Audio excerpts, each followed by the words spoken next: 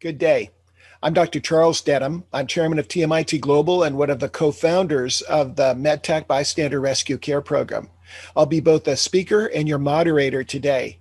We're so very blessed you're joining us to learn how to keep your family safe. It is my honor to introduce Jennifer Dingman today. However, she is taken sick this morning. Jennifer is typically our voice of the patient and has been for this now our 12th course that we've provided to essential critical workers and the general public.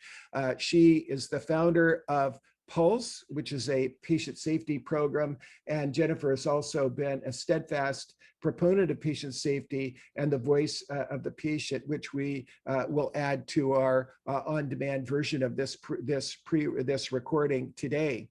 We're really delighted to have a terrific group of speakers and reactors who've been with us all the way along our program, and very appreciative of the fact that we have Dr. Greg Boats live today. Typically, he's on duty at the ICU at MD Anderson. We have Heather Foster, who is a ICU nurse and nurse preventionist. Chief Bill Adcox, who is the Chief Security Officer and Chief Security Officer and Chief of Police at the University of Texas at Houston for the Texas Medical Center and MD Anderson. Randy Steiner, who is a leader at the University of California, Irvine in emergency preparedness. We'll have David Beschk on video today, who's actually teaching, and we have Jamie Iristorza, Paul Bataya, Charlie Denham, Danny Policicio, Melly Rubalcava, and Perry Bechtel as part of our student outreach team, because the area of great opportunity is to train our youth and young who can really carry forth our mission. MedTech actually was founded in 2015, and it is really the merger of the best medical practice and the best tactical practices for the 8 leading causes of preventable death by emergencies that you'll hear a little more about.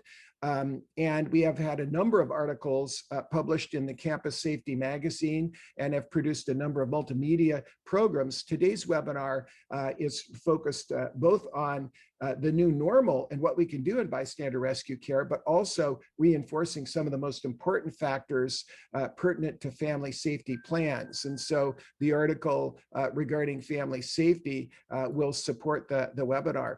Our background, for those of you that are new to us, is that we have had the development of our network of over 3,100 leaders in 3,000 communities, and a pool of more than 500 subject matter experts who we've worked with over the last 35 to 37 years. The slide showing the 500 subject matter experts is a graphic representation for privacy reasons, but we have physicians, nurses, administrators, board members, governance leaders, financial experts, and a number of emergency medicine experts and EMTs, in addition to those that are caring for patients and family caring for patients in the community. In March of 2020, recognizing that a role that could be played would be to serve the families of our essential critical workers, those declared by the Department of Homeland Security to have to continue to work as essential workers. And then added to that group were educators in August of 2020. So our program has really been developed for the families of those critical essential workers. Some are clinical, many are law enforcement, many are technical, and you can see them on the slide. So we've produced a series of long videos that are our Survive and Thrive series, as well as short videos that are short modules you can watch on your phones. We're updating them and curating the content constantly.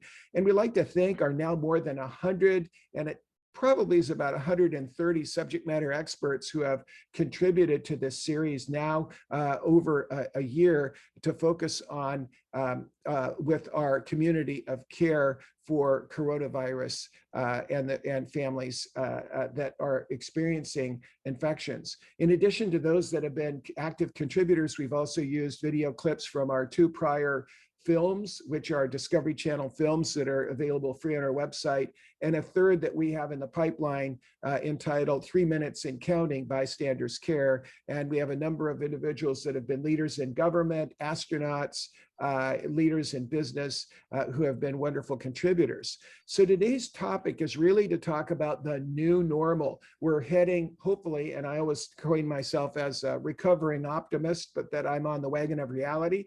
We hope that this might be one of our last Survive and Thrive programs focused on coronavirus. But once we reach the new normal, we are advocates of maintaining what we call the 4 Ps, which is prevention, preparedness, protection, and performance improvement. And prevention means, primary prevention is that something bad won't happen because of what we've done. And secondary prevention means that we want to reduce the harm that might occur if an event occurs. Preparedness is being in a state of readiness and practicing that. Dr. Boats has really shared much about what we could do there as a great expert in that area and simulation. Protection is what we can do when the bad event occurs to reduce harm. And then performance improvement is what can we learn from others and what can we learn from those cases. So I'd like to just ask Chief Adcox, who is a real pioneer in threat safety science and someone who we've been working very closely with and helped co-found MedTech, to share with us the idea of left of boom. Bill, would you help explain to us the concept of left of boom? And I'll back to the 4 Ps to have you kind of describe what that is. Yes, thank you, Dr. Denham, and welcome everyone to the program. The left of boom was coined by the United States military during the Middle Eastern conflicts and wars. What was happening, they were losing a lot of American soldiers, their lives were being taken, or they were badly injured in IED or improvised explosive devices that were blowing up their vehicles, particularly their Humvees. So they went to Congress and obtained funding to harden basically the protection piece, secondary prevention, so that they could harden these vehicles so they wouldn't suffer the losses that they were suffering. But they found out that they needed to get left of boom, the explosion, the damage. And that means, how do you get to primary prevention? And that was working in the communities, in the different, in that case, the different tribes and in the different villages and communities, and building relationships, getting the information channels, the intelligence, helping them with water purification systems, whatever they could do. But they needed the funding to do that. So they called, how do we get left of boom? So they wouldn't even have to worry about, in many cases, the explosion and potential damage and death. So that's really where left of boom came from, was how do we do a better job in preventing, primary prevention of bad events. Thank you, Bill. And we'll be coming back to you again as we proceed forward. So for those of you that haven't been attending our programs, this is our 12th Survive and Thrive Guide course that we have created over the last more than 1 year. And our focus on doing so, we started with coming home safe and addressing contamination and potential risk way back when this all started. Keeping our kids safe was doing risk assessments for our families and making sure to know what to do, which is still apply today now as we're looking at outbreaks and the variants that we'll talk about. Creating your own family safety plan, using templates for such plans, and providing care at home. And Heather Foster, our nurse preventionist, was working closely with Dr. Boats, helped us figure out how to create a care room at home if we have to care for someone at home to protect the rest of the family. We addressed emergency rescue skills with our leading emergency medicine doctors from Mayo Clinic, Dr. Casey Clements and Dr. Chris Fox from UCI. What to do when your family's in the ICU. Dr. Boats was instrumental in helping us understand that. And then the vaccines, variants, and the road to victory. Also, addressing the long haulers and those that are developing this long haul condition, which we're seeing more and more of. And then our last session was the 10 best practices for reopening. But today is really, we're heading towards the future. And as we look at now integrating the 4 Ps, and if you were to say, well, how would your courses fit across the 4 Ps? that we've graphically represented that in this image to be able to show where they would all fit. And we're actively working at curating these courses to bring them up to date. So each course will have a short introduction to say what's new and what would be appropriate. In our last program, we addressed 10 principles that are absolutely critical to understand as you then adopt these 10 best practices. And I won't read the slide for you, but it's critical that we break family transmission chains and really take care of our families as we head forward. And now as we will start to focus on bystander rescue care with Dr. Greg Boats, we want to keep that in mind. Now, our strategy has been to stay within the swim lanes of CDC and the NIH and be able to consult whatever is recommended by WHO. But CDC is our leading organization to set the guidelines, and working very closely with people like Jamie Iristorza, who's now an incoming medical student at the University of Nebraska, worked on updating our written documentation, but also our video scripts to make sure that we integrated that. And when we look at family safety plans and we look at the science is continually evolving, and the CDC provides us the what, but what we say is that we are addressing and converting what they say and what they share with us as the what into the how. So our goal is to turn the science into safety, and that is to take the what they're telling us and then to apply that science to how you would keep your family safe, whether you're a medical student with roommates, or a college student, or you're a high school student and you're trying to influence your family.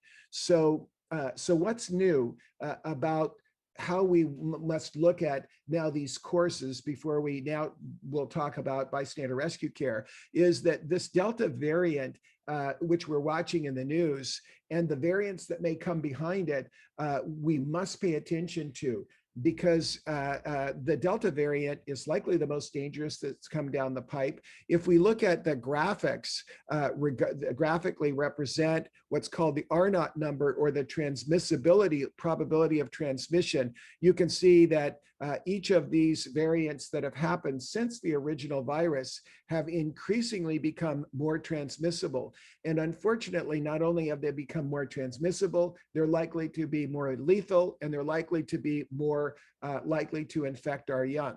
So the Alpha variant was the UK variant. It was about 50% more transmissible than the original one. 50% transmissibility doesn't mean it's 50% more contagious, or there are 50% more people that get infected.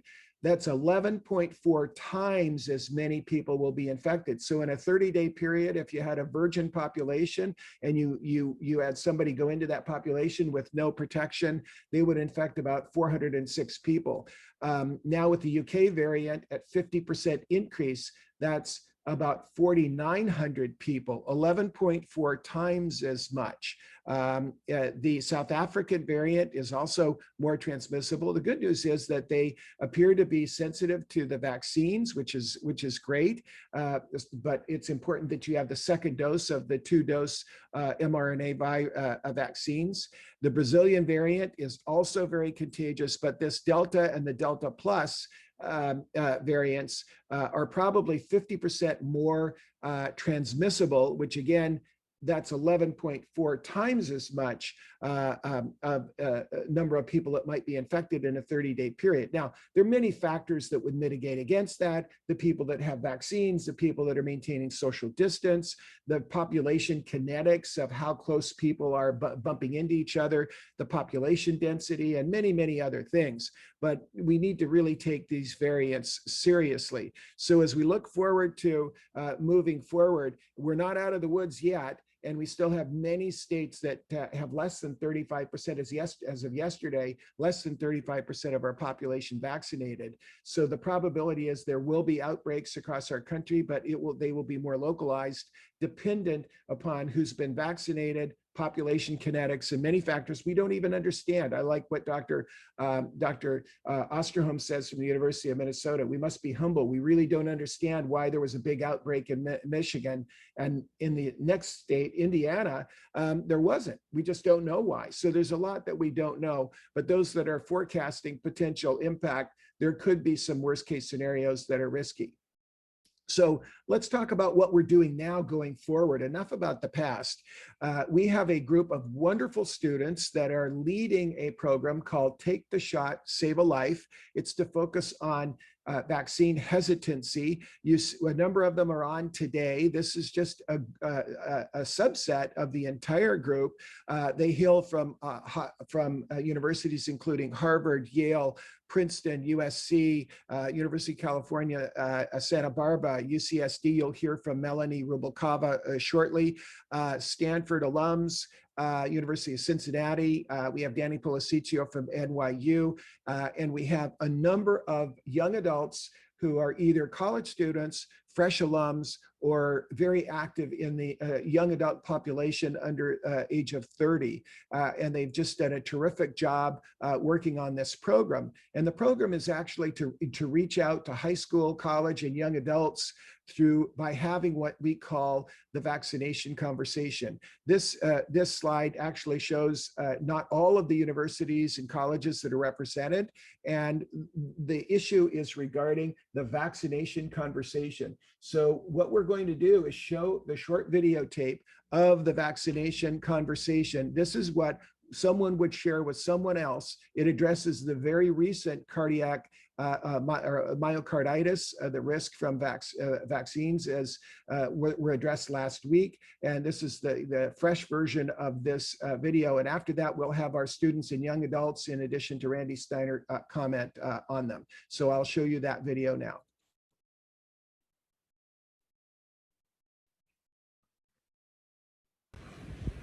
Take the shot, save a life. I did. The Take the Shot, Save a Life program has been designed for our youth and young adults to lead and serve in their communities. Thank you for having the vaccination conversation with a member of our national student and young adult team. Each member is earning community service credit for their work and leadership. We really appreciate you spending a few minutes with them. They're willing to help lead us on the bridge to recovery from the COVID crisis. Our goal is to help those who may be vaccine hesitant and help them move forward.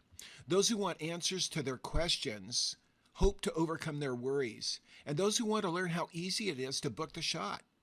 The real power lies in the trust of families and friends who want to save their own lives and care about saving the lives of others. The expansion of vaccine eligibility to include those from 12 to 15 years provides a great new opportunity for our youth, students, and young adults to serve. This program provides what we need to help accelerate vaccination of young friends and families to win the race to community immunity. Our seniors have historically been the most vulnerable to COVID. However, the majority of the elderly have already been vaccinated.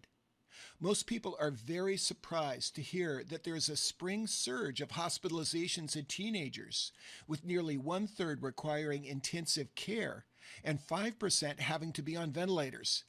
This is why we need a rapid response.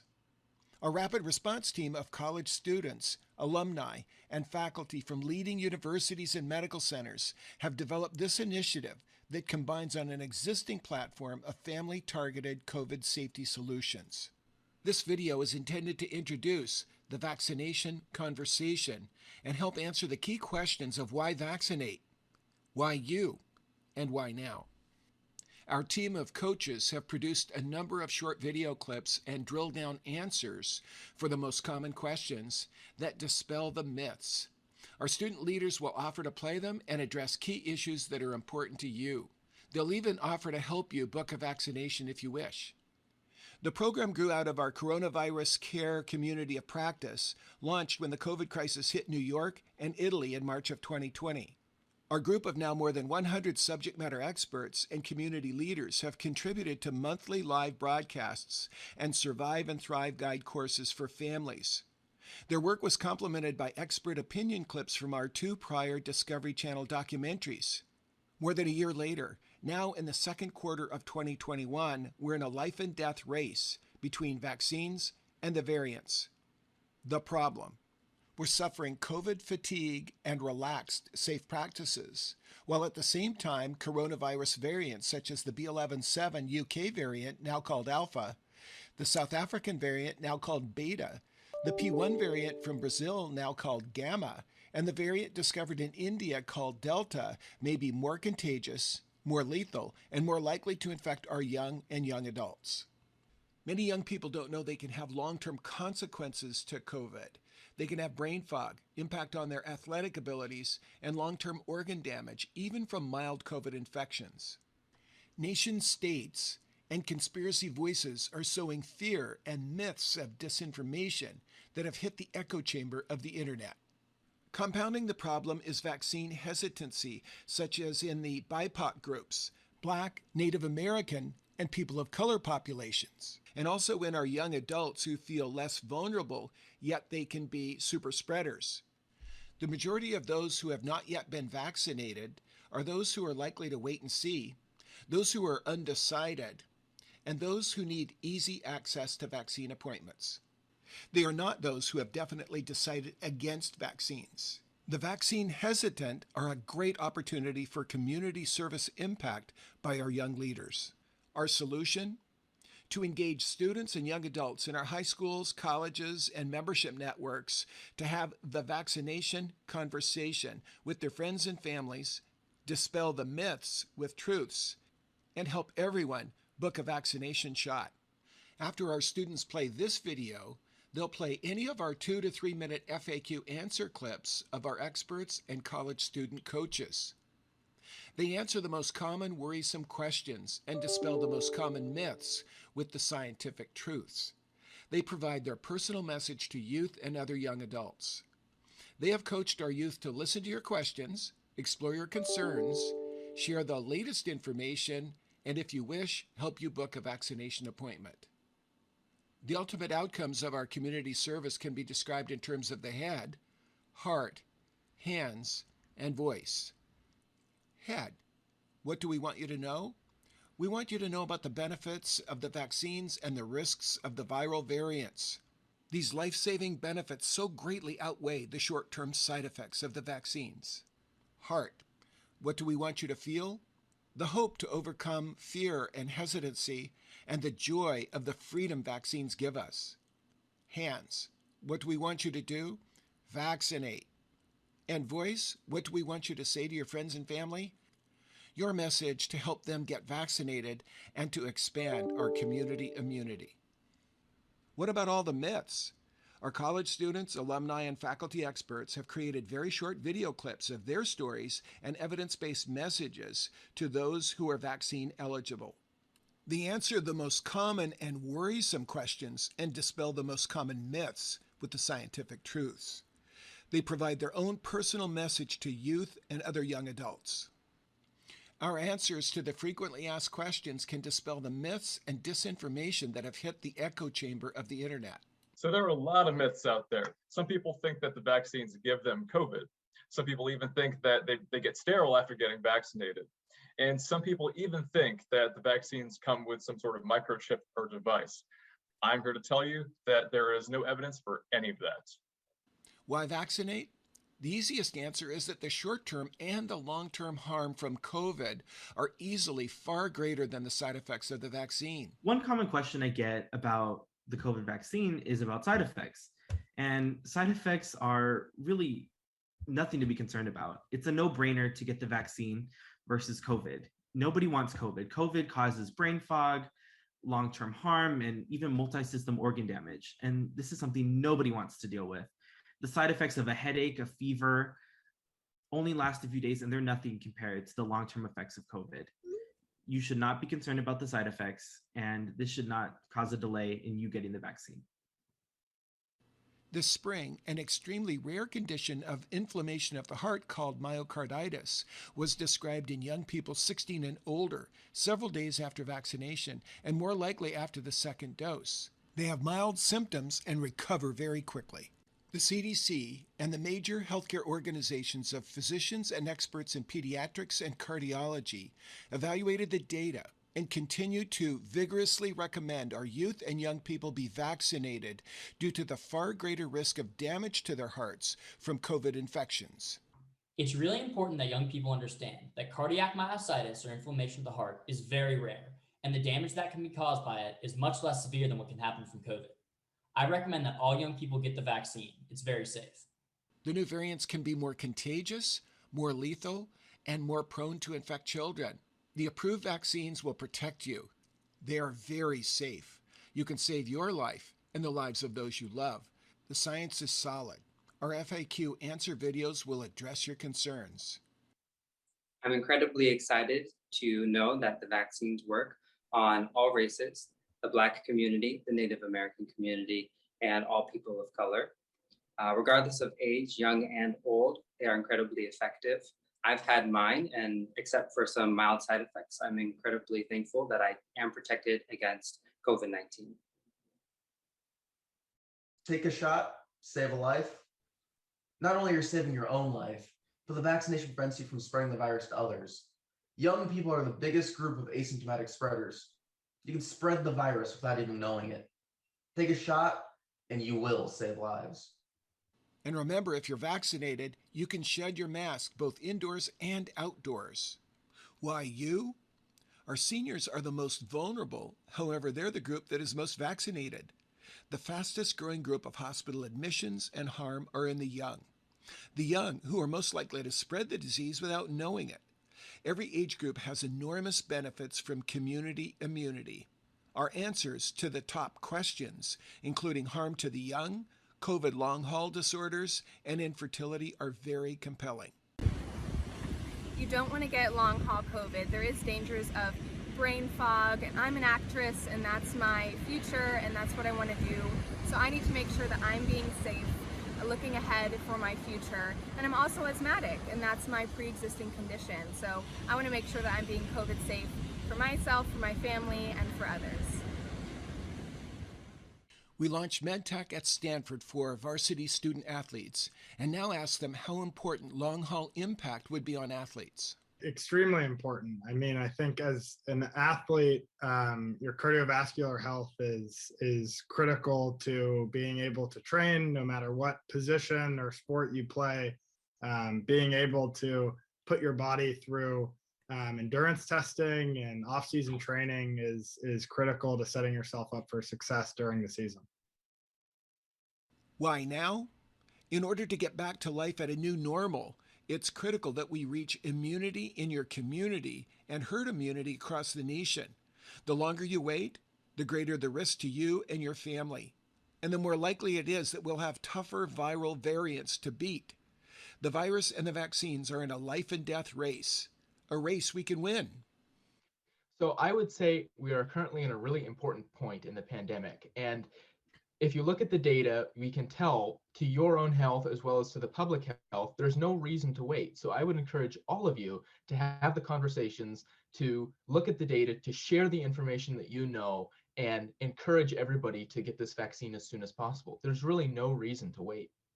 I just got my second dose yesterday and I'm feeling really good this morning. I've had 0 side effects. I've already been on a run this morning. I encourage anyone who's worried about side effects with the vaccine to just go ahead and do it. Even if you do have some sort of side effect, they're going to be very minor and short term. And at the end of the day, it's a lot better than getting COVID. So I encourage everyone to go out there, get vaccinated. I hope you guys all get vaccinated to save the lives of your family.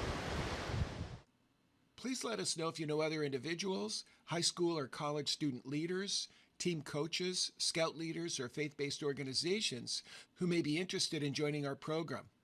Take the shot, save a life. I did. We are so grateful to our youth, college students, and young adults for helping lead us to a better future of community immunity. We really can win this race. The care of our communities is absolutely critical. Thank you for all you're doing to protect those at risk and those who are most vulnerable. As we say to all of our MedTech bystander rescue care teams, we have to fight the good fight, finish the race, and keep the faith. Everyone is a patient and everyone can be a caregiver.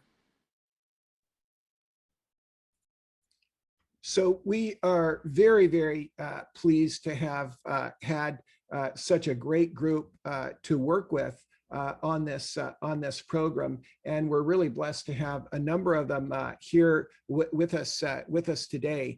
What I'd like to do is just be able to address this program. And first off, ask Randy Steiner, who is a leader at the University of California, Irvine in emergency preparedness. He is a published author. His family has had terrific contributors to emergency preparedness after a plane crash as a young person. He has been a scout leader in the Orange County community and helped lead a search and rescue program undertaken here with young scouts. And so, Randy, can you just react to the video? Paul Bhatia is one of our contributors from UCI who you've seen, and the experience you've had at UCI working with college students. Yeah, first of all, an outstanding video. That's just a great resource and exactly the message that we've been working to get out to the community, particularly to the young people. You know, the bell curve, graph really says it all, that we have that sort of middle section of vaccine hesitancy that is still, we can tap into, and we can still convince those people to go and get the vaccinations. You know, working with Paul and the Anteater EMS group has just been such an outstanding experience at UCI. They have really just contributed so well as part of getting the word out to their peers and to their fellow students about not just the vaccine, but participating in the recovery. You know, they were instrumental in constructing the mobile field hospital at the UCI Medical Center. Now they're going to be taking it down by the grace of God. They were also our primary emergency medical technicians at our vaccine site. We did stand up a vaccine site at UCI where we distributed approximately 65,000 doses of the vaccine.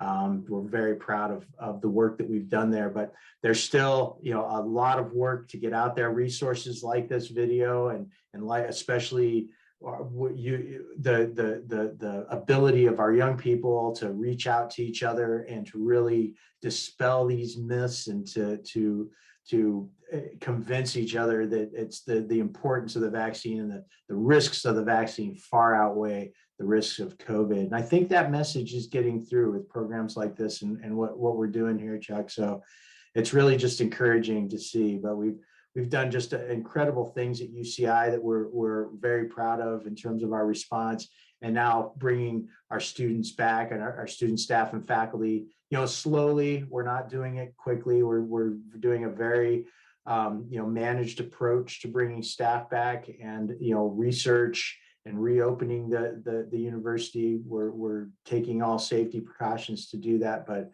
things are looking good. And it looks like, with the help of programs like this, we're gonna come out of this on the other side. Well, thank you so much, Randy, and thank you for all you're doing to lead the way in emergency preparedness and working with us and our MedTech program and focusing on the increasing our ability to respond quickly to help serve the students and faculty there and here in the community in Orange County. I'd like to introduce Danny Policiccio. Danny is an NYU film student. He's been a producer with us with MedTech and been with us right through teaching kids from 8 years to 80 years of age. And helped us document our storytelling. I think most noteworthy about Danny is his commitment to learn and to put this knowledge to work. And as such, is actually one of our leaders that has saved a life. And so, Danny, we would just want to congratulate you for saving the life of someone in New York City. You use the bystander care principles. What message do you have for our audience regarding as we get back to the new normal? I mean, first off, I'd just like to say thank you for everything over the years, and especially with everything that MedTech has done through the COVID pandemic. I think the best thing to say is just always stay vigilant and keep precautions up, even though we're going back to a new normal. And yes, I am using dual monitors for anyone who just brought that up. I think the use of masks and everything. And the video really does help spread the message that we're trying to convey and to move forwards. Well, thank you, Danny. I know you pride yourself at being a storyteller, but you're pretty good on camera, as is Jamie Iristorza. Jamie, we'd like to have you comment now. You also were in the film, and you've done a fabulous job working with us in helping write the scripts for the videos, our articles, and continuing medical education. And Jamie is an incoming freshman medical student at the University of Nebraska, and a wonderful contributor to the program. Jamie, your perspective. Well, first, I'd like to just echo Danny's sentiment about thank you, that this has been a tremendous resources, I know, for so many throughout the entire pandemic. Yeah, I'm very excited that we're hopefully on the cusp of a new normal, but I would like to re-echo that there's lots of things that we can do. Continue to vaccinate, continue to advocate for vaccines that will continue to cement our victory over the pandemic and help us not to slide backward. And hopefully we won't see another surge due to the Delta variant or anything like that. So be vigilant, but and stay ready. I suppose that's my final message. Well, fantastic. We're going to come back to you all to react after Dr. Boats shares with us how we can improve our ability to protect ourselves and protect the victims of emergencies during the end stages of the pandemic, and probably the new normal, having a lot more infection prevention caregiving that we can do to protect ourselves and the victims when we administer bystander rescue care before EMS arrives. Perry, your additional comments. Perry is a pre-med student at the University of Florida. He is an ocean rescue expert, has been a lifeguard, and he's been a master MedTech instructor with us since the very beginning, and as are many of the folks that work with us, ocean avid watermen and surfers. So Perry, your thoughts? I think that one of the biggest things we can keep doing is just spreading the science. It's been really cool to see a lot of people who were originally pretty vaccine hesitant. A lot of the pressure was coming from either family members, whether parents, grandparents, aunts, uncles, that just weren't informed and didn't know the science. And it's really been cool to see that once they kind of understand the truth behind it, and that a lot of these are just myths and kind of debunking the myths and things like that, that they realize that there's no hesitation, and many have gotten the vaccine. So I've definitely seen a shift in the past probably month or two of people that are vaccine hesitant learning the science and eventually going and getting the vaccine. So I think that just keeps spreading the science. And I just want to thank you, Dr. Denham, for everything that you've done. Well, fantastic. You all have been terrific. And now I'd like to move to Melanie Rubalcava. Melanie is one of our contributors and volunteered during one of our joint meetings. We've been doing a lot of production work, so we haven't had as many group discussion meetings because we needed to produce the videos and get everything tied down. Melanie volunteered to translate the vaccination conversation into Spanish, and she's about 95% done, so that we can really target the Hispanic and Latinx communities. And she is actually serving today in healthcare and could not be here live, so I recorded her. So Melanie Rubalcava, she is a pre-med student and an EMT. So as a science student, as a pre-med student, as a student who grew up in the Latinx community, I thought it was really important to translate our vaccine conversation video, because we do need to make sure that the Latinx community is included, that they feel educated, and that they trust the science and the vaccines. That way we can head into the new normal of life and we can all be safe and sound. And so we are actually moving towards developing the program for the BIPOC communities as well. And we'll have a version for that group as we move forward. So we've got some of our students are doing that. Now, Dr. Boats, would you like to comment on what you've heard to date? And then we'll have Heather Foster, and then we'll move right into how we can administer bystander rescue care and have you kind of walk us through. But I'd like to see what you have to say after hearing our young people and the vaccination conversation. Well, thanks very much. I'm glad to be here with all of you today. And I have to say, I am really, really impressed with our youth and young adult group. They have really stepped up and worked on getting the message about the importance of vaccination as a safety strategy in our communities. And that's really what we're trying to do is use the science to translate into actions in our community to provide the best opportunity for safety, for health, and for their future. And I think that we're seeing it come true. I'm really excited to see our student leaders step up and take responsibility and be the ambassadors to their peers, which is a group that is at risk just like the adult population. So congratulations to all of you. And Dr. Boats, many thanks for your help. Dr. Boats is a professor of anesthesiology and critical care at MD Anderson, also an adjunct clinical professor at Stanford University Medical School. And we're so grateful to have the great expertise that you have provided for us. So let's shift gears for a moment and move to our core work that began in 2015, focused on 8 leading causes of death from emergencies. And these are preventable. These are causes of death where we as bystanders without medical training could actually have an enormous impact. And if you go to www.medtechglobal.org, you will see and be able to watch videos regarding that. If you said, well, Dr. Denham, tell me, or Chuck, please tell me, what is your cause? And our cause is to defeat failure to rescue.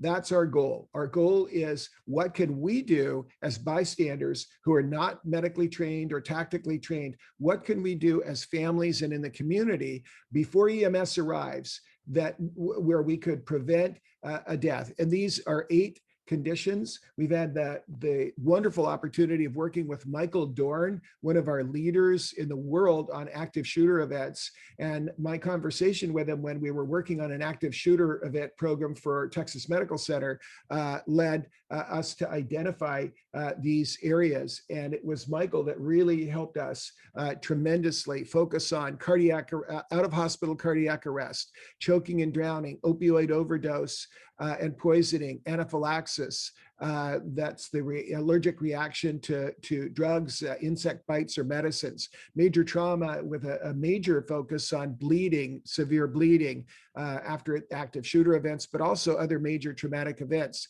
Infection care, and we started there and we expanded from focusing on wound care to coronavirus, and then transportation accidents and bullying. So what is our solution? Our solution is to focus on bystander rescue care. That is the care that we can deliver that can have that impact. And I'm going to show just a short video tape of an introduction of our MedTech program if we have time. However, those are the topical areas that we cover. What we've done is we talk about this, and we'll go into more detail regarding the populations at risk and the enormous impact that we can have through these areas of bystander rescue care. The first one is out of hospital cardiac arrest. And now we're going to ask Dr. Boats to help us understand what new layers of knowledge and skill must we have to be able to protect ourselves and the victims of these conditions in a COVID world. So COVID may be the pandemic of this year, and there may be one next year, and there may be the one the year after that. We're going to ask Dr. Boats to help us understand what will we do differently at the new normal, so that we will not avoid delivering Good Samaritan care, but we can do it more safely. And so you see in the graphic there, this is one from the American Heart Association that I'm sure that he'll expand on. I'm going to share a videotape from University of Texas Health Science Center that really talks about how would we give CPR in a COVID world. It's an excellent video, and you can go back and watch it. Every day, 60 people suffer an out-of-hospital cardiac arrest in Texas. Research done at UT Health shows us that there are large and unacceptable disparities in bystander CPR and survival from cardiac arrest, particularly among our minority and disadvantaged communities. With your help, we're going to change that. About 75% of all cardiac arrests happen in the home, which means the most likely person you'll be called upon to help is a loved one. When you do bystander CPR, you can triple the chances of that person surviving. You can assume someone is in cardiac arrest if they collapse suddenly, and then they are breathing abnormally and they are unconscious. In light of the current COVID pandemic, if this happens outside of the home to a stranger, first make sure to put your mask on and then put a cloth over the victim's mouth to minimize the spread of any particles during compressions. All you need to do now is two things. Step one, I want you to take out your phone. You're gonna dial 911. You're gonna put your phone on speaker mode and you're gonna lay it down on the floor next to you. This way your hands are free to do whatever you need to do while the dispatcher is there to also give you further instructions. 911, what's your emergency? Second, you want to make sure that the person is on a hard surface, not a bed. You want to put one hand over the other, use the palm of your hand, and aim for the center of the chest. Lock your elbows and push hard and fast. The key to compressions is don't stop. You want to press about 100 to 120 times per minute. You don't need to do mouth to mouth or take off their shirt. The idea is your hands are their heart, and if you stop, even briefly, there's no blood flow. Remember, you cannot mess this up, and you will not hurt the person. The only mistake is not starting CPR. Be sure to keep going until professional help arrives. In children, the only difference is that we encourage you to do rescue breaths. We want you to do them at a rate of 30 compressions for 2 rescue breaths and continue in that cycle over and over again. So just remember, if you see someone suddenly collapse and they're not breathing normally, call 911 and put your phone on speakerphone. Next, put one hand over the other, lock your elbows, aim for the center of the chest, and push hard and fast, and don't stop until professional help arrives. The only way that you can mess this up is not trying. So now you have all the information you need to help save someone's life. Hopefully together, we can help increase the survival rates of out-of-hospital cardiac arrest for everyone in Texas. Thank you.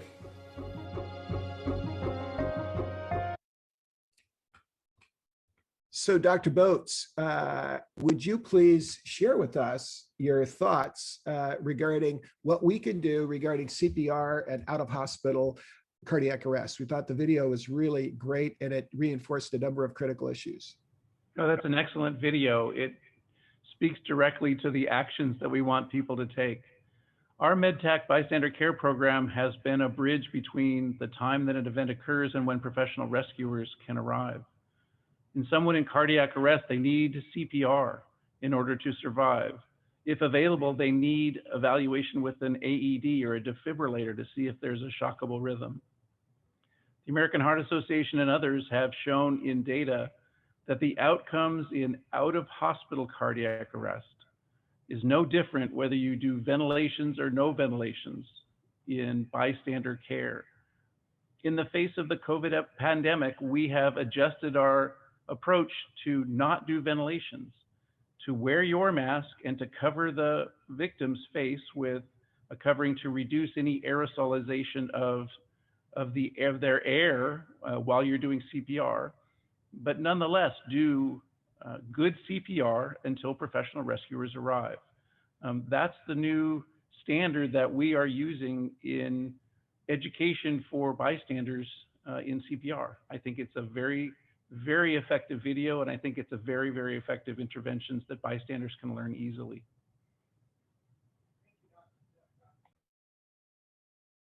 Thank you, Dr. Boats. Now let's move to the next topic of importance, and that is choking and drowning.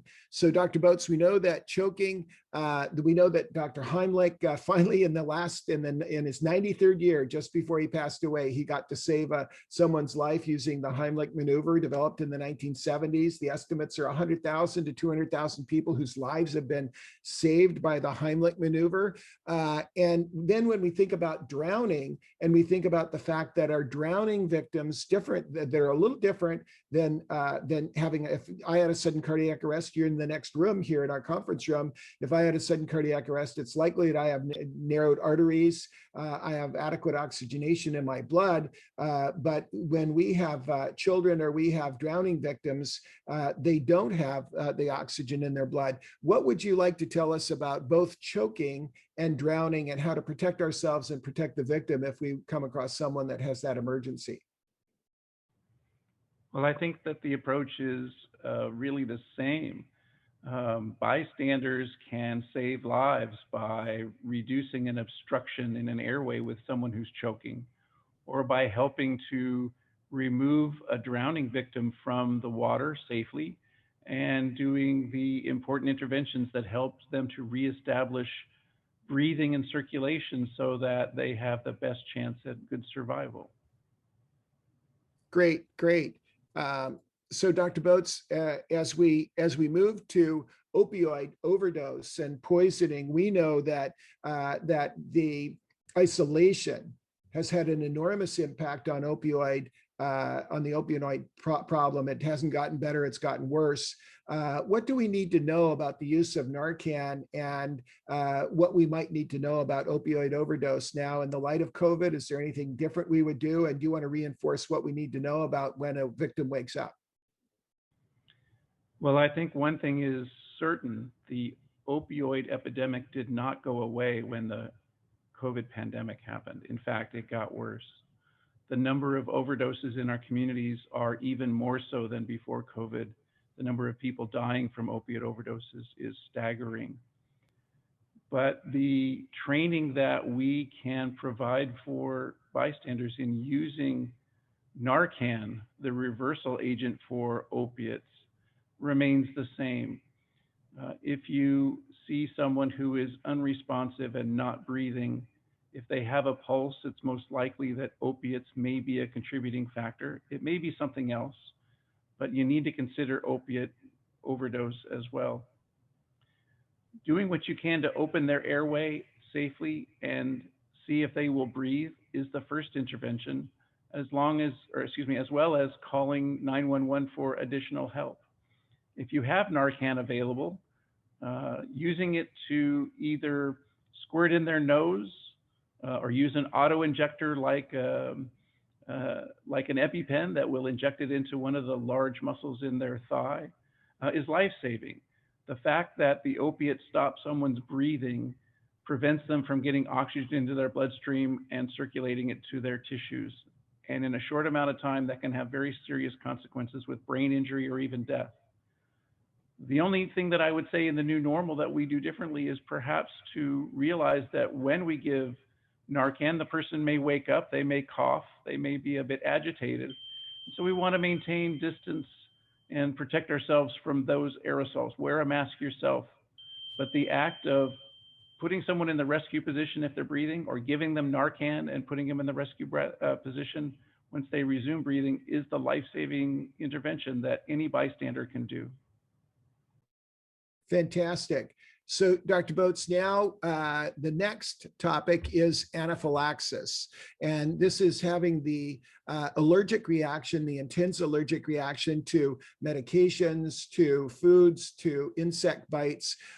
Enormous number of these occur, and more than 40% of them occur in people that did not know that they had an allergy. And we see 1 in 10 schools in America per year when we were attending school, not during Zoom, but when we were attending schools, 1 in 10 schools have an anaphylactic event sometime during the typical school year. What do we need to know about this? Is there anything new that we would do regarding this issue in the new normal?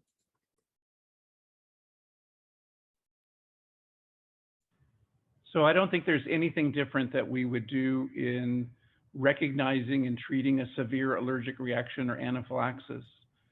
The treatment of choice is to use an epinephrine injector, most often carried by people that know they have severe allergies, but sometimes not in someone who's having their first allergic reaction. As you said, maybe 40% of people don't know that they have that severe allergic reaction until it happens.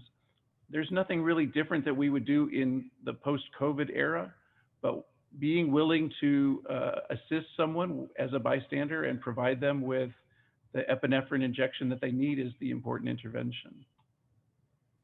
Great. Now, Dr. Boats, as we look at major trauma, and we've really focused on delivering the Stop the Bleed training and certifying everyone that takes our MedTech courses in the use of tourniquets, wound packing, and pressure, and understanding the various locations where we might apply these principles. What do we need to know now in the new normal about maintaining this? And we encourage everyone to get certified by the American College of Surgeons with Stop the Bleed. Yeah, we know that there are a number of people that will die from bleeding after a violent act or even something that happens around the house. There are circumstances where kids may walk through a sliding glass window and be severely lacerated and bleed. We know that if you cut one of the large arteries in your upper extremities, your lower extremities, you can bleed out in less time than it takes for the paramedics to arrive after calling 911. So bystanders can certainly save lives by doing simple interventions like putting direct pressure over a bleeding wound, packing a wound with some gauze to enhance the pressure that's on the bleeding vessel. If it's in an extremity, using a tourniquet that will squeeze the blood vessel closer to the heart and prevent the bleeding at that injured vessel are essential interventions. That's no different after COVID than before. So Dr. Boats, as we think about the victim, and let's say that we have a victim, and yesterday a shark attack occurred at a Boy Scout camp here off of Catalina Island, where I live in the West Coast and where you are today with me, and they had to airlift a young man to do that. When we come across such emergencies, is it reasonable to put a mask on the victim, put a mask on as we administer this care, and even with the anaphylactic reaction, if they've responded well to the EpiPen, reasonable to put a mask on the victim as well as yourself? Well, of course, I guess I neglected to add that we have precautions that we should use in the post-pandemic era in our new normal state that help to reduce transmission of respiratory viruses like the coronavirus, like COVID, or any other virus or infectious agent. So wearing a mask and using good hygiene is essential to the conduct of bystander care. The risk of transmission may be low, but it's not zero. And so those safe practices are easy to do and may help prevent transmission. And although high contact surfaces are probably less an issue than they have been, maintaining using gloves and hand hygiene, we just want to reinforce that. And that brings us to infection care, Dr. Boats. And before COVID, we had developed an expression, clean a cut, save a life. You can tell that when we talked about take the shot, save a life, it kind of came from that. And actually it came from an article that we helped get published many years ago that we put in our Discovery Channel movie, which was Check a Box, Save a Life, which was using a checklist during surgeries. That was an article that we helped medical students write and get published to use the WHO checklist. And so checklists are really important. Dr. Boats, as we talk about infection care, and we see an awful lot of lacerations, and I see a lot of children that I help here who are at the beach, and we say, three things. One, tell an adult. Two, soap and water. Three, apply the antibiotic ointment. And then if it hurts more on day two than it was day one, that you should see a physician. What should we add to this in the COVID environment? Is there anything we should add or know about to avoid what's called sepsis? And maybe you could describe what sepsis is. Yeah, sepsis is a real problem. In fact, it's one of the leading causes of death in the United States overall. I work in an intensive care unit in a cancer hospital, and I deal with people with very much impaired immune systems, either from their cancer or the chemotherapy that we use. Sepsis is a real threat to them and to everyone. Luckily, our body has an immune system that helps to fight off most of the infectious agents that we come in contact with. But when we get a cut or an injury that exposes our tissue to the outside environment, there's a risk for infection. Sepsis is the word we use to describe an overwhelming infectious response of the body, either from the organism itself, a bacteria or a fungus or something like that, or an over-exaggerated response of the body to that infection with an overwhelming inflammatory response that can cause organ system or injury to our body parts, if you will, our internal organs. I spend time using life support measures to treat people while we're trying to treat the underlying source of their sepsis. So as a bystander, using the strategies of identifying a wound, cleaning it, keeping it clean, and keeping a watchful eye for any signs of further infection is an important strategy. I think in the COVID era, we need to do the same things that we've just talked about, doing that interaction in a safe way.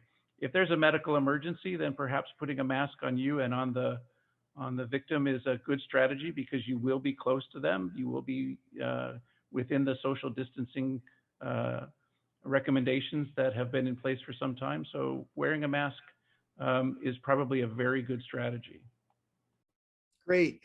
And now, Dr. Boats, something that was really sad for us to learn when we put MedTech together was how many drive-over accidents occur in the driveway of the home and on the parking lots of schools. If you back out motor vehicle accidents and just look at drive-over accidents, both at schools, in the driveway or the parking lot, and the home, there are over 100 that occur in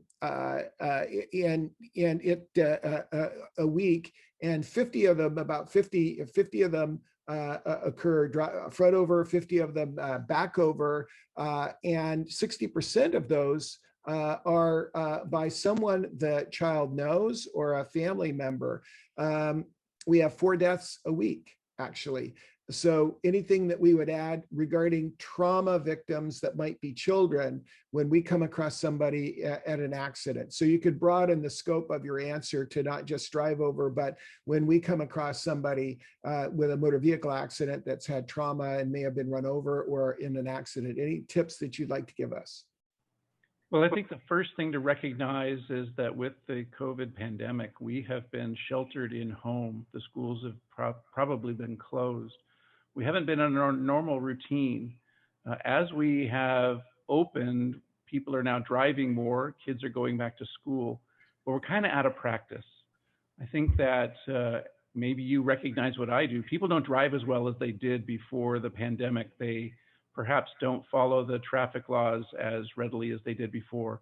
And there's a particular threat around schools because the routine that the school sets in place for how to conduct yourself when dropping off or picking up kids has not been practiced for some time. And this puts a significant risk of harm for our kids. Paying attention to the surroundings of your vehicle before you get in and drive off is really important. I think the same strategies that we were encouraging for reducing these transportation injuries apply now after COVID. I think we need to pay more attention to the strategies that we need to follow in order to reduce the likelihood of causing a transportation accident to our kids around our home and around our schools. Thank you, Dr. Boats. And then finally, and I know Bill Adcox, Chief Adcox, and you and I share a lot of interest in workplace violence, but we know that with children, that bullying and workplace violence are absolutely critical. We know that workplace violence will likely go up. We've had an enormous jump in active shooter events, and we haven't even opened the majority of our schools. And so we know that the violence can lead to that, and anything we can do to mitigate that are critical. Any comments there? They don't have to be limited to COVID. Well, I think that we've been cooped up at home with a very significant alteration in our normal routine for more than a year now. And we know that that has taken a toll on many people. Many people have lost their jobs, they've lost their livelihood, they've lost loved ones to COVID. The stress levels in our communities are very high. And we know that the potential for bullying and workplace violence, even active shooter events, are directly related to the stressors that cause people to commit violent acts. And so having attention to those stressors and having strategies to reduce the likelihood of significant bullying or workplace violence, as Chief Adcock says, getting left of boom before the event occurs and trying to intervene in those mental health issues that are driving some of these events is worth our attention and our effort. But also having a strategy as bystanders to recognize and react to those events in a safe way. If there's a potential violent act occurring in your vicinity, get away, go as far as you can. The run, hide, fight strategy is very important. So as we move back into the new normal, we have to recognize that the stressors of the pandemic remain for some time, and there are more events that are occurring in our communities as people get back out into the public areas, and we need to be cognizant of that and act appropriately. We need to have the behaviors of safety to keep ourselves and others safe. Fantastic, Dr. Boats. Great review of the areas that we're focused on with MedTech. What I'd like to do now is shift gears before we come back to you and our panel and just talk about families and what families can do to integrate what they're doing as they go forward. Mr. David Besch is an award-winning teacher and educator at a school here in Southern California. He was named Top Teacher of the Year in Orange County by Parenting Magazine. On the right were our first group of MedTech students when we experimented with teaching CPR, stop the bleed, and these other techniques to see if we could teach these young people the skills in 2015. And we proved it. You could see that the tourniquet is on the young man in the center of the picture. And what we had developed over the years was the concept of the chief family officer, the CFO. It kind of plays on the idea of the CFO and being the chief family officer, someone who is in charge of, and if you go back to some of our Survive and Thrive courses, you'll see us address the role of the chief family officer and how they might put a plan together for response, for actually readiness, then response if someone gets an infection, rescue, recovery, and resilience. And working with Mr. Besch and Charlie Denham, my son, they developed actually a checklist called the Holiday Huddle Checklist. And Dr. Boats, you were the one that really inspired this with the idea of the Care Huddle, getting together and putting together a checklist for responsibilities that people could take at a meeting or event. And they took your idea and developed a checklist that young people, kids that were in lower school, middle school, upper school could use with their family to get ready for a social event. This was deployed when we had the really peak infections in Thanksgiving. And as we were heading to Christmas, New Year's, and Easter, that we knew that family transmission chains were enormous. And so they worked together and created a video, deployed that video. One of our leading, Bill George, actually one of our former CEOs of Medtronic, was visiting socially just as a friend. And this is Charlie Denham actually going through the checklist and how what a safe event might be undertaken. And so Mr. Besch could not be with us today, but he's a terrific champion of the work we're doing, putting in rescue stations at beaches and with teams. He's today actually with a group of children at a marine rescue center, and he's carrying one of our care packs that has an automatic defibrillator and stop the bleed kits in case something were to happen. And we asked Mr. Besch to comment, and then we'll come back to our panel. David, it's really exciting to think about how far MedTech has come since 2015. You saved the first life, and now that we are approaching the new normal, we're going to have to be very careful about infection. And what's your message regarding Good Samaritan care and still tackling saving a life? Absolutely. Well, thank you, Dr. Denham. It's a pleasure to be here. What I have to say is that bystander care is still critically important. We still have that Good Samaritan responsibility to take care of our fellow citizens. It just means that we need to improve our scene safety a little bit, take some extra precautions, especially with masking and hand hygiene.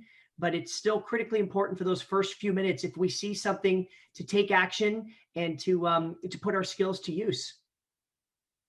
Great, David. And now as we kind of approach that new normal, I think you're our resident expert at training CFOs, Chief Family Officers. You spend your life with younger children and then helping educate their families to bring them up. And you're a spectacular teacher. And I think part of it is the relationship and the training that you give our parents. Can you address this issue of the Chief Family Officer and now what we need to do in the new normal? Absolutely. So chief family officers in the family play a vital role in keeping everyone up to date with current information and making sure that everybody in the family knows their role and has a voice. As an educator, one of the things that I mention most often to parents is honesty and communication, and making sure that everybody understands some of the new tweaks that we want to implement with the new normal, with masking and hand hygiene. But it's also very important that we are honest with our family members, especially the youngest members of our family. We don't want to hide things. We want to make sure that they're informed and that we're being honest and that we're hearing their voices, giving everyone in the family not just a voice, but giving them an opportunity to take on action and to take leadership. The more that we can do that, the more honest we can be with everybody, the more upfront that we can be, the better that family units will work, the more comfortable everyone will feel. And in the end, the more effective we will be if we ever have to put our skills to use in any bystander care. Fantastic. You and Charlie Denham, my son, worked on the Family Lifeguard project that went out to more than 25,000 families across the country to help in an emergency response to family gatherings when we didn't have vaccinations. What's your thought now at the new normal? What would the Family Lifeguard do now at the new normal? Oh, great question. So the Family Lifeguard, I think, has proven itself to be an effective tool regarding COVID, and especially now with the new normal. I think what we can be doing with that is, again, number one, empower everyone in the family, even our youngest. I've got a 5-year-old son that we empowered recently with some family gatherings, making sure that everybody understands where the hand washing stations are, making sure that when we're indoors, people are still wearing masks in certain areas. But I think it's just critically important that everybody knows their role, that everyone has a chance to be given a role. And again, it comes back to being honest and just being upfront with what the concerns might be. And every event might be different depending on who's coming, depending on where it is, depending on the size of the gatherings. All these things are so fluid. It just takes a little bit of time as the CFO, the Chief Family Officer, to sit down, review the expectations, review what's in front of us, and just plan accordingly. Fantastic. As we talk about the variants, we may be facing years of periodic outbreaks and waves. And tell me about how important it is to turn the science into safety. Well, I don't know if there is anything more important than that, is turning the science into safety. I think that in order for this new normal to continue to evolve and for us to continue to stay safe, and Lord willing, for us to stamp out this terrible virus, I think listening to the science and letting the science guide all of us and not being afraid of science and facing it head on. And again, I'm going to use the word again, honesty, making sure that everybody is honest in what they know and honest in their communication.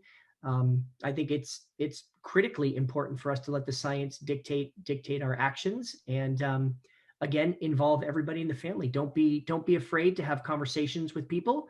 Sometimes they might be difficult depending on certain family members, but we still need to have it and empower as many people in the family as we can to keep ourselves safe and to move forward.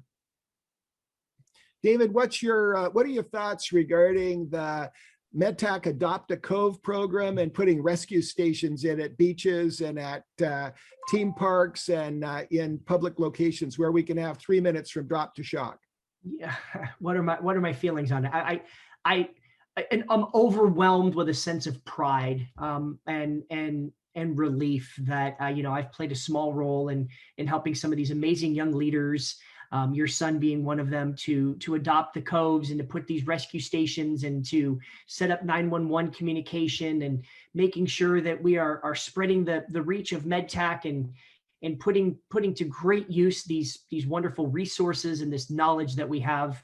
That it's a matter of time. I've been at the beach all week with some school camps with some young children, and I'm carrying backpacks with AEDs and tourniquets and all the things that we're trying to put into coves. And the more places that we can put these life-saving tools, and the more people that we can get utilizing them, the better, because it's just making our community safer, which in my opinion is one of the greatest, most noble things that we can do. So I'm overwhelmed with pride. I'm welling up right now just thinking about the beautiful lives that eventually, inevitably, are going to be saved, people that are going to be helped as a result of them. So I'm happy, I'm thankful, and I'm just thank the Lord for the opportunity for them to be there.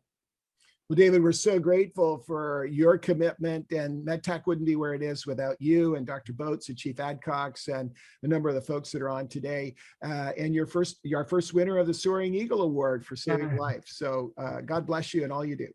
You too, Dr. Nem. Thank you for your leadership and all that you do. It's been a pleasure and a blessing working with you. So what we'd like to do now is go to our panel and ask them to kind of react and have summary thoughts of where we are. Bill, you started us off.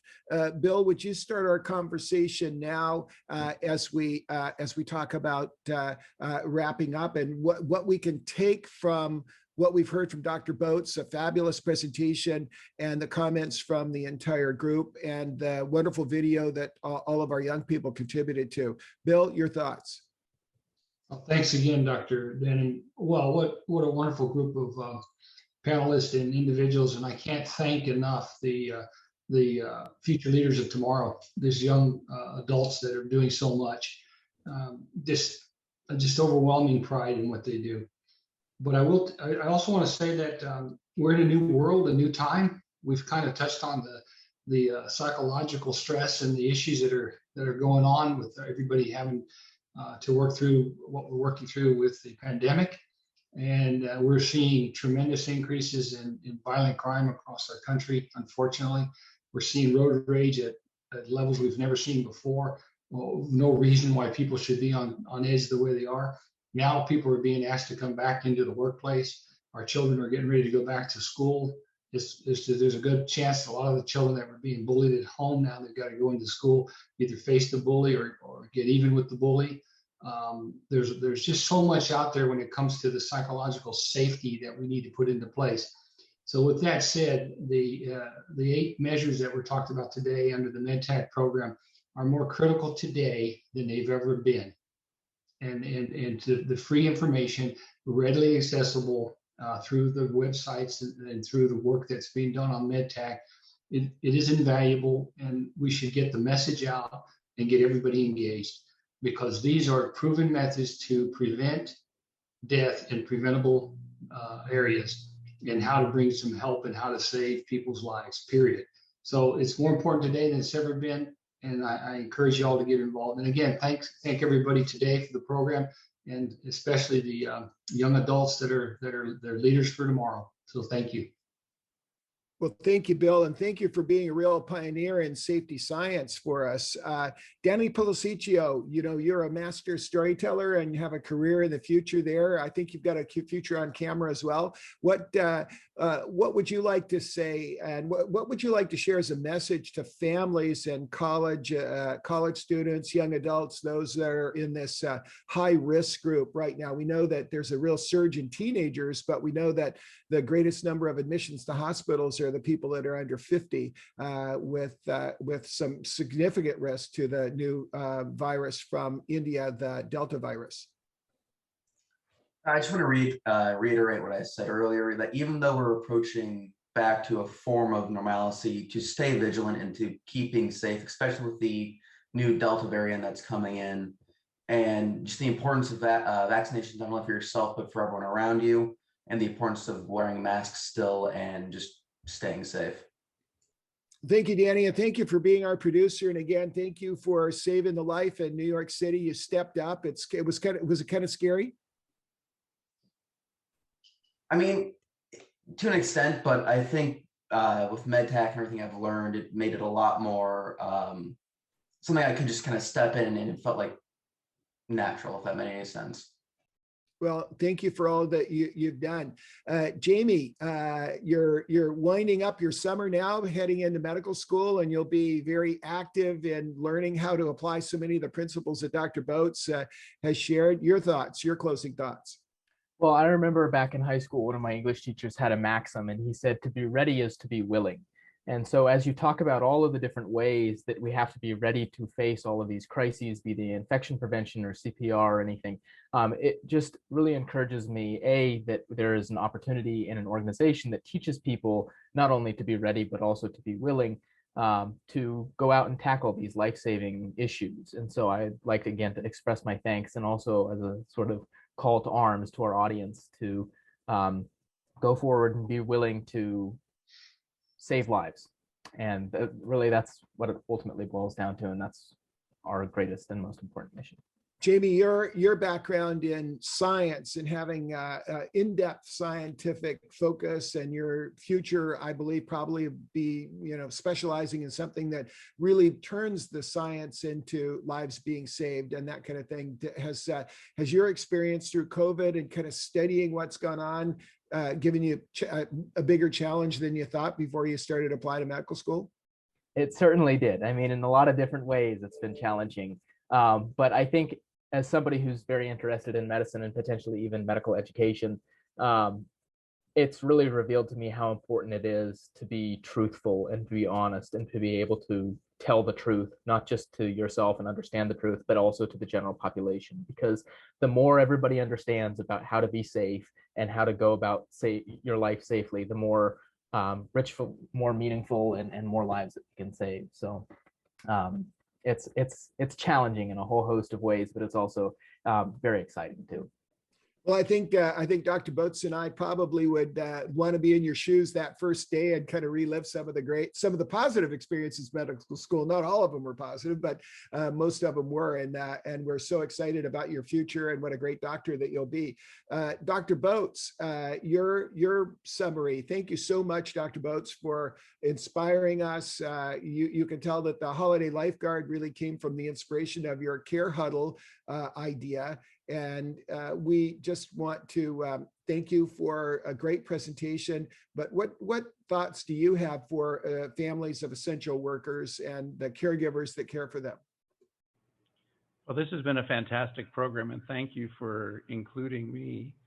I think the focus I would like to leave people with is that our program, MedTech, is providing knowledge and skills and empowering people to act in very serious situations where lives are at risk. And by using that education and training in the gap between the event occurrence and the arrival of professional first responders is crucial to survival. And people can use these skills easily to save a life. COVID sort of interrupted our MedTech journey because we focused very closely on the infectious disease mission in MedTech and try to expand the knowledge and skills of families to take care of themselves and their community in this horrible pandemic that we've experienced. But we're going to continue to move forward with bystander care in engaging people in understanding the preventable causes of death in young people and the skills that they can use to save a life in the interval until professional care can arrive. That's our goal, that's our focus, and we're going to continue doing that. And I'm excited to see this program as a summary of many of the things that we did during COVID and a reinvigoration of our goal to move back into bystander care and provide the training and education that will help people save lives. It's been very rewarding. Well, thank you, Dr. Boats. And behind you is a lot of the gear that we're putting to work with universities and with the coves and with a number of the teams. And so thank you for your inspiration. Mr. Besch said he wanted to just make sure that we remembered that we can't keep adding things. The pack is getting heavier as we start to add things. And so we're learning a lot. But thank you so much, Dr. Boats. And what we'll do now, for those of you that are seeing this streaming on Facebook and other social media, if you want to go to be able to follow what we're doing, our website is www.medtechglobal.org. And we'd love to have you join us. We're now streaming this from multiple locations, and we want to thank all of you for helping us today. It's just been a terrific experience. And I will close us today, given that our voice of the patient, Jenny Damon, was sick today. And what we like to say at the end of every one of our programs is fight the good fight, finish the race, and keep the faith. We know that everyone is a patient and everyone can be a caregiver. So we want to thank all of you for your attendance, and we'll let you know if we have future webinars and Survive and Thrive programs. Henceforth, we're going to be moving forward to curate all 12 of the courses to keep them up with the changing science. So thank you for your attention today, and we'll close this webinar.